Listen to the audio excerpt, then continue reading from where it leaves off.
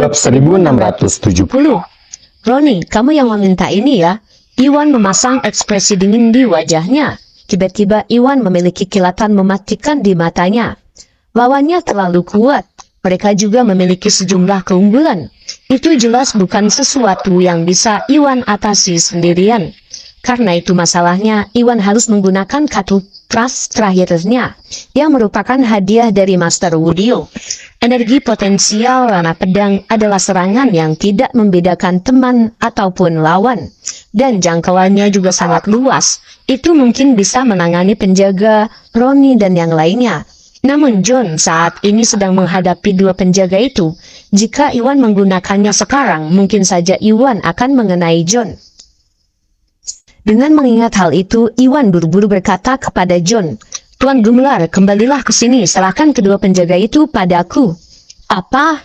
Semua orang sangat terkejut mendengarnya. Mereka semua memandang Iwan dengan tidak percaya, tidak dapat mempercayai telinganya. Meskipun Iwan sangat kuat, penjaga kelima dan penjaga keenam masih dalam kondisi semiyang munah. Mereka jauh lebih kuat daripada Iwan. Mereka tidak menyangka bahwa Iwan benar-benar mampu menghadapi mereka berdua. Itu sama sekali tidak realistis. "Iwan, apakah kamu sudah gila?"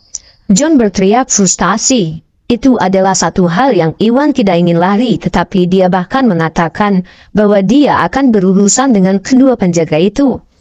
John tidak mengerti dari mana Iwan mendapatkan keberanian untuk melawan kedua penjaga itu. Bukankah itu hanya tindakan bunuh diri? "Saya tidak gila, Tuan Gumelar. Tolong percaya padaku. Selama kamu mundur, aku akan segera membuang dua sampah ini," kata Iwan dengan wajah datar. Sambil mengatakan hal itu, Iwan mempersiapkan energi potensialnya. Anak yang sombong. Kedua penjaga itu benar-benar dibuat marah oleh Iwan.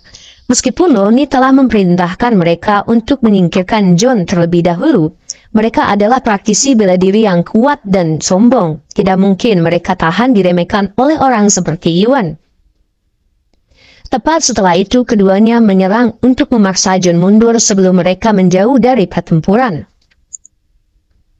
"Hei bocah, karena kamu ingin mati, kami akan mengabulkan keinginanmu," kata kedua penjaga itu dengan dingin langsung mengincar Iwan.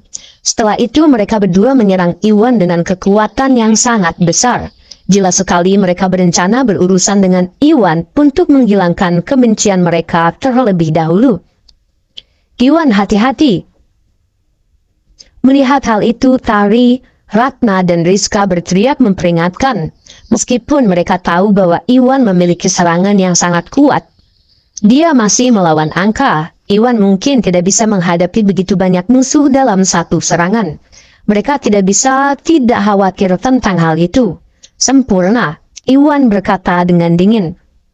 Iwan mengambil kesempatan itu dan hendak menggunakan energi potensial Rana Pedang untuk membunuh penjaga dan Roni di belakang mereka ketika sesuatu terjadi pada saat berikutnya.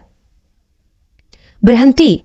Penjaga naga emas dari organisasi Drakmar ada di sini." Pada saat itu terdengar teriakan marah. Sebuah mobil hitam melaju dan berhenti di dekatnya. Tepat setelah itu pintu terbuka. Harun dan Antol keluar dengan ekspresi marah di wajah mereka. Bab 1671. Organisasi Drakmar ada di sini. Baik penjaga kelima dan penjaga keenam tercengang mendengar hal itu. Meskipun mereka berdua adalah tokoh terkenal di dunia gangster dan sama sekali tidak takut pada organisasi Drakmar. Orang-orang ini bekerja untuk negara, dan pemerintah bukanlah musuh yang ingin dimiliki. Tidak peduli betapa kejamnya mereka, tak satu pun dari mereka punya nyali untuk melakukan pembunuhan tepat di depan organisasi Drakmar. Itu sama saja dengan tindakan bunuh diri. Memikirkan hal ini, mereka menarik energi mereka kembali dan mundur secepat yang bisa dilakukan kaki mereka. Melihat kedua penjaga telah mundur setelah mendengar kedatangan organisasi Drakmar, Iwan juga mundur selangkah karena takut kekuatan energi potensial Rana Pedangnya akan secara tidak sengaja menyerang John. Iwan berhenti sejenak di tengah-tengah, mengeluarkan kekuatan energi potensialnya dan mencoba memahami situasinya sebelum melakukan apapun. Itu aneh, Mengapa organisasi Drakmar tiba-tiba muncul? Ekspresi Roni menjadi gelap ketika dia melihat Anto dan Harun berjalan menuju mereka. Sejak Black Mamba tertangkap dan organisasi Drakmar menutup salah satu properti keluarga Broto, penyelidikan Roni dan ayahnya menyadari bahwa organisasi Drakmar mungkin sedang mengawasi mereka sekarang. Kali ini Bos Selatan secara khusus menginstruksikan Charlie untuk menyingkirkan keturunan langsung keluarga Salim. Pertama, daripada memilih untuk melakukannya sendiri, ini bertujuan agar keluarga Broto bisa bersembunyi untuk saat ini dari organisasi Drakmar. Namun mereka tidak pernah menyangka bahwa organisasi Drakmar akan tetap muncul pada saat yang paling buruk.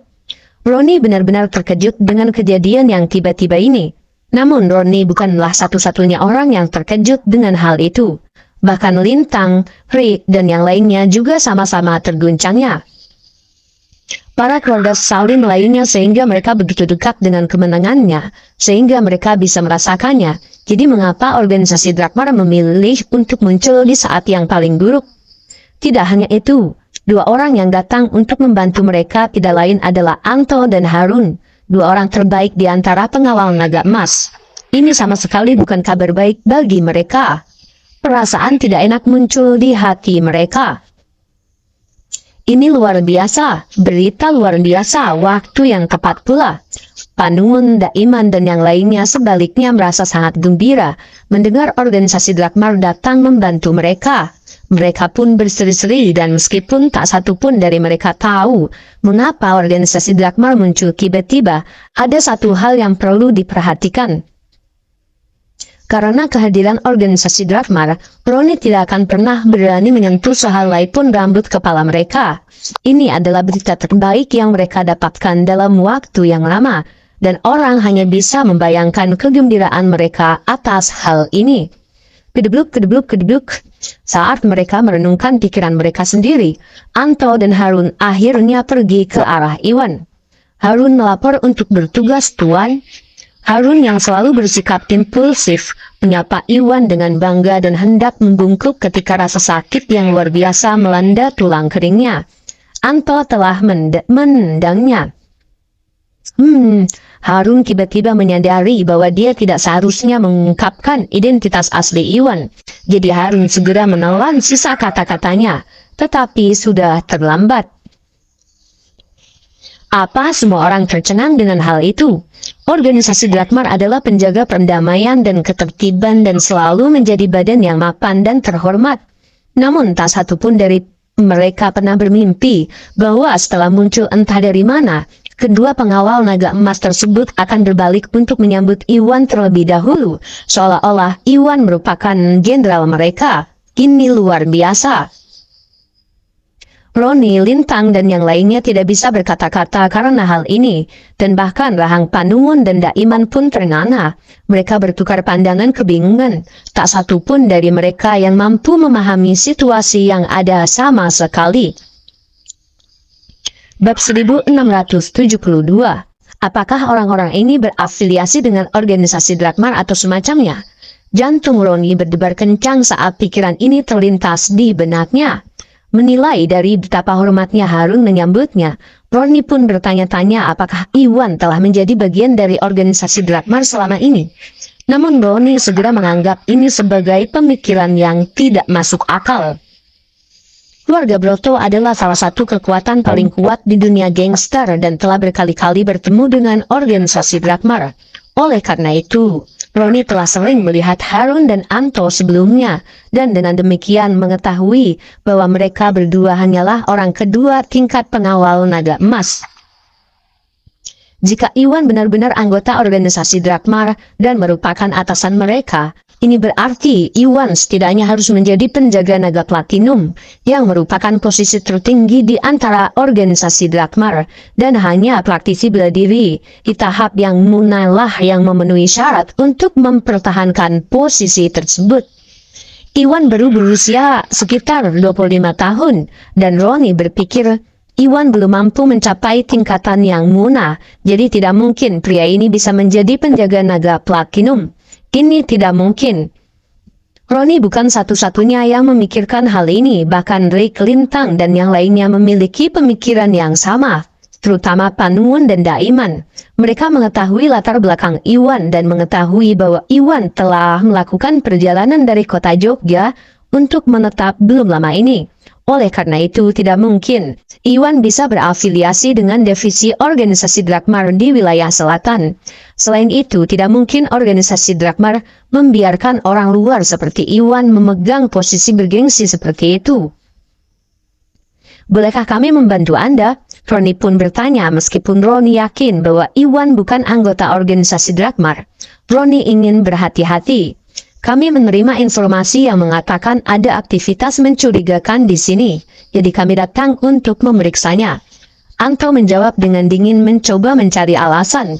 Terakhir kali mereka bertemu, Iwan memerintahkan mereka untuk terus mengawasi bos selatan untuk saat ini. Dan ketika Roni meninggalkan rumah bersama kedua penjaga, mereka segera menyadari ada sesuatu yang tidak beres dan membuntuti mereka. Mereka baru saja tiba belum lama ini, tetapi karena mereka harus menyembunyikan identitas asli Iwan, mereka tidak dapat memberitahukan hal ini kepada Roni. Laporan apa? Apakah si bodoh ini berhasil melapor? Roni akhirnya mengerti mengapa Anto dan Harun langsung menuju ke sisi Iwan begitu mereka tiba. Mungkin Charlie dan keluarga Salim kedua tidak melakukan pekerjaan dengan baik, jadi Iwan memperingatkan organisasi Drakmar untuk datang. Tidak ada penjelasan lain atas kemunculan organisasi Drakmar yang tiba-tiba. Iwan, aku tidak percaya kamu tidak hanya memperingatkan keluarga Gumilar, tetapi juga organisasi Drakmar. Kamu orang yang penuh perhatian. Daiman dan Panuwun sangat gembira dengan hal ini. Mereka berpikiran sama dengan Roni bahwa Iwanlah yang melapor hal ini kepada organisasi Drakmar hanya untuk berjaga-jaga. Inilah sebabnya organisasi Drakmar berhasil tiba tepat pada waktunya, tetapi tanpa sepengetahuan mereka, baik Rizka, John, Harun, dan Anto tidak dipanggil oleh Iwan. Ini semuanya hanya kebetulan saja. Saya kira Anda bisa mengatakan hal itu. Iwan pun tersenyum tetapi tidak bisa menyangkalnya.